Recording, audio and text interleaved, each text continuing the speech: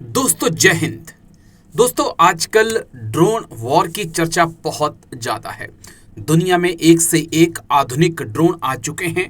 भारत के पास भी हेरॉन और MQ-9 रीपर जैसे ड्रोन मौजूद हैं और कहा जाता है कि ड्रोन जो है गेम चेंजर आने वाले वक्त में साबित होगा जंग के मैदान में।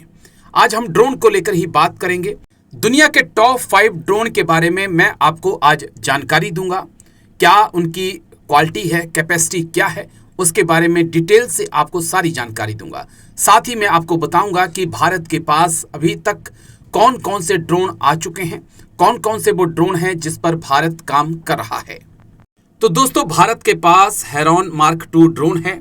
MQ-9 रीपर ड्रोन भारत के पास है। तपस ड्रोन पर काम चल रहा है जो कि आखिरी स्टेज में है। कैट्स ड्रोन पर भी भारत काम कर रहा है। स्वार्म ड्रोन भी भारतीय सेना में शामिल हो चुका है। तपस ड्रोन के बारे में दोस्तों बात करना जरूरी है। ये make in India, made in India के तहत बन रहा ड्रोन है। इसके बारे में कहा जा रहा है कि ये टर्की के TV2 ड्रोन से भी ज़्यादा खतरनाक होगा। लेकिन इस वक्त MQ-9 को लेकर चर्चा बहुत तेज है क्योंकि जल्द ही भारत में अमेरिका का सबसे खतरनाक ड्रोन MQ-9 आ सकता है।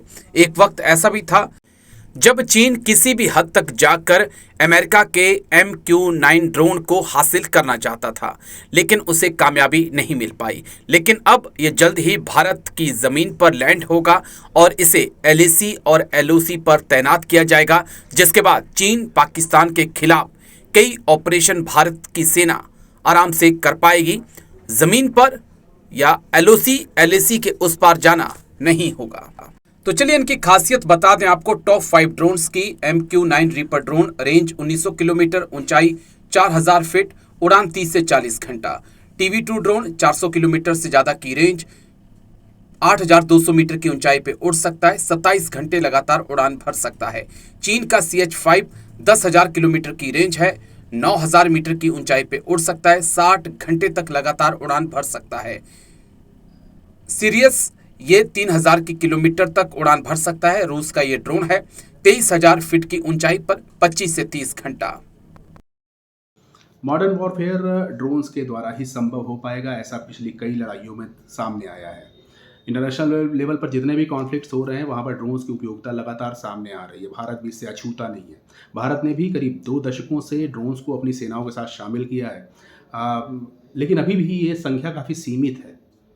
निश्चित तौर पर जिस तरह से 2 बॉर्डर्स के ऊपर तनाव है, भारत की जिस तरह से क्षमता बढ़ रही है, भारत चाहेगा कि कुछ अत्याधुनिक ड्रोन्स उनकी इन्वेंट्री में आ जाएं, भारतीय सेनाओं की रिक्वायरमेंट्स को पूरी कर सकें।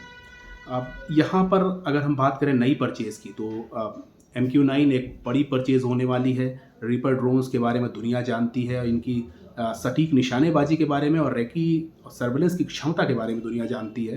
तो भारत की सेना के साथ अगर इसको जोड़ा जाएगा तो ये वास्तव में एक गेम चेंजर साबित हो सकता है, क्योंकि हिमालयन टेरेन्स की बात करें या लंबे बड़े वेस्टर्न रेगिस्तान की बात करें या पूरी कोस्टल एरिया की बात करें, भारत की तमाम विविधताओं को देखते हुए AI सर्वेलेंस और ड्रोन सर्वेलेंस बेहद आवश्यक हो जाता है। अगर MQ-9 यहाँ पे जुड़ता है तो आप सर्वेलेंस के साथ साथ सटीक निशाने भी देख सकते हैं। जिस तरह से MQ-9 ने हेलफायर मिसाइल को फायर करके अफ़गानिस्तान में तमाम तालिबानी नेताओं को मारा था, उस तरह की घटनाएं भारत में न होने पाए, इसलिए एक ऐसा एडवांस डिफेंस ड्रोन हमारे पास होना बेहद आवश्यक है।